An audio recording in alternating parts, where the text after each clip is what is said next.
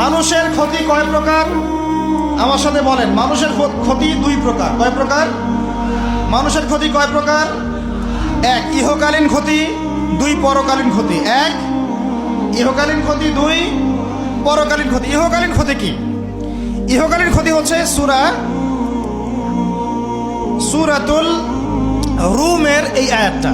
আল্লাহ পাক বলছেন, বা'দা আউযু বিল্লাহি মিনাশ শাইতানির রাজীম, যাহারাল ফাসাদু ফিল বাররি ওয়াল বাহরি বিমা কাসাবাত আইদিন নাস। আল্লাহ পাক বলছেন, জলে মানে পানিতে, এবং স্থলে মানে এই যে জমিনে, জলে এবং স্থলে যত বিপর্যয়, অরাজকতা, এই যে আপনারা দেখছেন ফাসাদ, ফিতনা যে ছড়িয়ে পড়ছে, এগুলো মানুষের হাতের কামাই। মানুষের হাতের কামাই। বনভূমি উজাড় করেছে কে? জিন না মানুষ? বলেন। এই পরিবেশ নষ্ট করেছে কে? জিন না মানুষ? বলেন। খাবারে ভেজাল দিয়েছে কে? জিন না মানুষ? অর্থনীতির মধ্যে সুদকে ঢুকিয়েছে? জিন না মানুষ? এই বেপরদামি জেনা মাদক কে ছড়িয়েছে? জিন না মানুষ? নামাজ কালাম ছেড়ে দিয়ে পাবজি ফ্রি ফায়ার নিয়ে কে পড়ে আছে? জিন না মানুষ? বলেন। জিন না মানুষ? আল্লাহর বিধান বাদ দিয়ে শয়তানের বিধান চালু করেছে কে? জিন না মানুষ? যাহারাল ফাসাদু ফিল বাররি ওয়াল বাহরি বিমা কাসাবাত আইদিন নাস।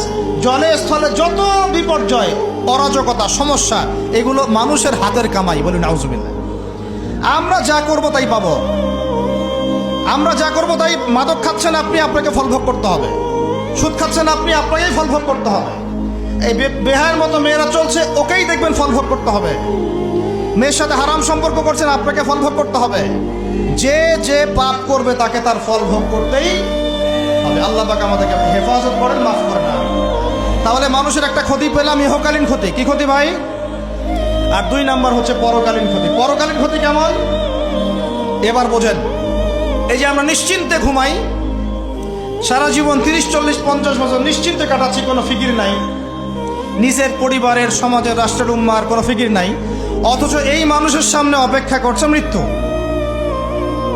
জি, আজকে থেকে 100 বছর পরে আমাদের মধ্যে কেউ থাকবে না পৃথিবীতে, এটাই সত্য। তারপরে আছে কবরের সওয়াল জবাব, তারপরে মিজান, এই ফুলসিরাত, পুনরুত্থান, জান্নাত, জাহান্নাম, এগুলো আমাদের সামনে অপেক্ষা করছে। আর সেই মানুষ নিশ্চিন্তে বসে বসে মেয়ের সাথে টাঙ্কি মারে। সেই মানুষ বাইক নিয়ে একটা মেয়েকে নিয়ে ঘুরছে।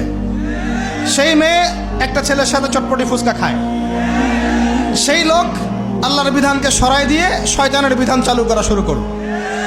সেই ব্যক্তি সুদ খাচ্ছে। সেই ব্যক্তি ট্রান্সজেন্ডার এই মতামত প্রমোট করতেছে। হ্যাঁ, সেই ব্যক্তি শিক্ষার মধ্যে ইসলাম বিদ্বেষী বিষয় ঢুকাই দিল। অথচ এই মানুষের সামনে পরকাল অপেক্ষা করছে। একদম টেনে হিস্ট্রি আল্লাহ পাক সামনে নিয়ে দাঁড় করাবেন, দাঁড় করে জিজ্ঞাসা করবেন,